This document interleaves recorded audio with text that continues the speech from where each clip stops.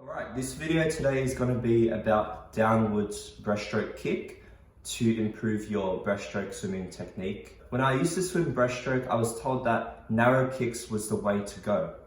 And looking at others around me who were faster, I did see that they were doing very narrow kicks, and what that let them do was to do faster kick, which would let them do their arms faster. So overall, their stroke rate would be pretty quick. And this is opposed to doing really wide kicks, which would take a lot of time, and so it would slow down your overall stroke rate. Whilst doing this did help me find some success to swim faster breaststroke, I've recently learned about a concept which might help you improve further than just practicing narrow kicks. Just a quick explanation, right? If you didn't already know, narrow kicks reduce the amount of drag that your legs will produce at the widest part of your kick. And if you're trying to improve your stroke rate in breaststroke, narrow kicks can be done faster than wider kicks, which will allow you to produce a faster stroke rate. Up to my left, I'll put a diagram that compares wide kick and narrow kick. You can see in the wide kick that at the widest part when you're coming apart, there's lots of water that's hitting the sides of your legs. And you can also see, comparing that to the narrow kick, there's a lot less of the water coming from the front of the body that's hitting the legs. So that's also another reason and another way to visualize why narrow kick is better than wide kick. Moving on, if we think about the concept of narrow kicks further, this concept of just kicking narrowly and kicking straight out, it doesn't really mention anything about the vertical axis of movement. So narrow kicks is along the horizontal axis, but then no one really talks about vertical axis when doing breaststroke kick, which is like the up and down motion, which through my research, I found it's something that the elite breaststrokers tend to show. So the ones that compete at world championships, the ones that compete at the Olympics and so on. With breaststroke kick being one of the most propulsive parts of the breaststroke phase, the other is the pull. It makes sense that you focus on improving your breaststroke kick to improve your overall breaststroke swim and race times. Before we get into the meat of the video, this to my left is a graph from a scientific review produced by Emily Nicol and colleagues. Here we can see that the speed changes within one breaststroke stroke phase. And so the first peak is made by the arm propulsion and the second is by the leg. Notice that the leg propulsion produces more velocity, as in it goes up higher on the y-axis than the arms. And that just gives you a bit of perspective as to why it's so important to develop a good breaststroke kick. And the reason being that you can produce a lot more speed with the breaststroke kick, although the second to that would be your arms. Alright, so now we're at the main part of the video. What do I mean by breaststroke downwards kick?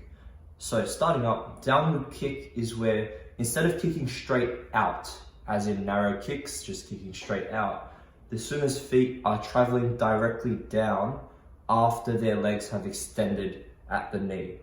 So that's during the final portion of the whip kick. And in normal kick, which you might be doing right now, you kick straight out with the minimal movement going up or down, right? You just kick out and you keep your legs stable and flat in the water. And so downward kick has the effect of pushing your hips closer to the surface, because the higher your hips go, the lower your feet would go. And so if you do it at the right time, this will improve the speed of your kick, because you'll increase your kicking range by not just using the horizontal distance, but also the vertical distance of your kick as well. And so this type of kicking technique isn't actually a new finding or anything, and it actually came from the 1990s era of breaststroke swimming. And people still use it today at high-level competitions because of how useful it can be to create undulation in the water, which creates rhythm and power. And my own thoughts are that I think it will also improve the speed at which you can push your head and body forward into your recovery, into the glide, because if your hips are higher, you'll naturally find it easier to push downwards into the glide. I'll also put up some clips of breaststrokers at the Olympics and world championships doing it up on the screen to the left of me. If you look at the kicking which elite breaststrokers do, you can see that the hips come up quite high during the end of the kick. You can also see that the legs, instead of being kicked straight out and then retracted, they also go downwards as well. And you can notice that different swimmers at elite levels will have different techniques. They vary a little bit, but you can see that they all use some sort of vertical space in their kick. That's something to visualize the next time you hop in the water for a breaststroke set. There are 2 research papers released by Takahisa and colleagues in 2021 that show the downward kick is a major factor in the improvement of breaststroke swimming speed, with the potential to improve swimming velocity by a whole 0.1 meters per second. The participants that were studied in this paper include ex-world record holders in breaststroke, Olympians, and world championship swimmers. And so downward kick is claimed to be as good as it is because researchers noted that elite swimmers use greater vertical range, as we've mentioned before, compared to non-elite swimmers who they also studied, who use more horizontal kick, so more limited to the horizontal plane.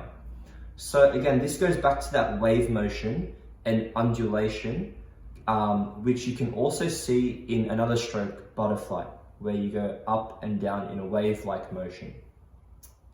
This study claims that this observed downward kick was the main factor which improved a participant's 100-yard breaststroke swim from 57 to 53 seconds, which if we convert that to short course meters, that's from a 103 to a 58 after training with this type of kick. Before we look into how we can implement this breaststroke kicking technique, it's important to consider that there was another paper that was released by the same research team we mentioned above.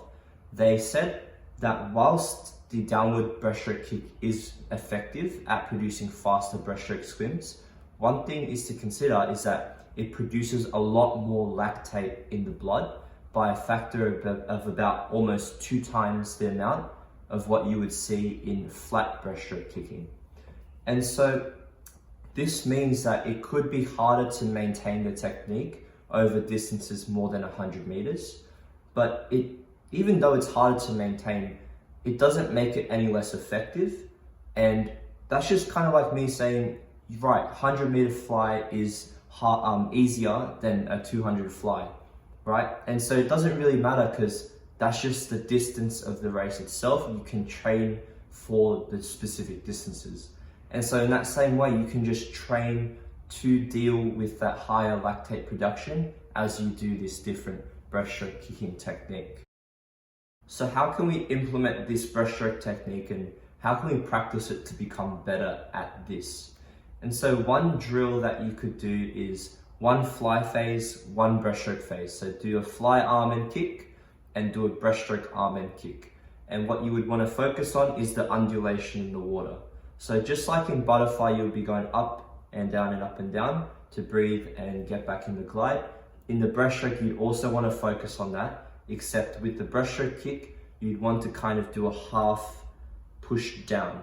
So after you do your breaststroke kick, you'd want to push your hips up and try and push your legs downwards. And so that would let you use that vertical space that you weren't using before. Right, another drill that you could do is separating your breaststroke out into parts. And so you already know that there are, I think, 3 parts to breaststroke. It's your pull, your kick, and then your glide. And during your glide, when you're pushing your arms forward, you can try and kick further down into the water to try and use more depth. And so by breaking it into parts, you can understand which section of your breaststroke uses that downward kick the most. And so you can focus in on that. Just before we finish, I'll put up a clip of me doing that up here. And one thing I noticed that I could definitely have improved on is getting the head below the water, because I'm just skimming like a pebble. But one thing I reckon that I did good was to try and get the hips a little bit higher and kick downwards. That let me do my stroke rate really quickly, as you can see. Yeah, that's just something that I tried to do, but I think you could probably do it a lot better than me. So we're at the end of this video for today, and today we've learned how downwards breaststroke kick can improve your breaststroke and kind of how to implement it as well in your own swimming. If you like this video, subscribe to the channel and I'll be making a lot more videos like this coming forward. So make sure you're keeping up to date. Just make sure that you're not only watching it and learning, but implementing it as well. Because at the end of the day, it's the effort of doing the actual thing that will produce improvement. Anyways, I'll see you in the next one. It was a very interesting video for today. I think the next one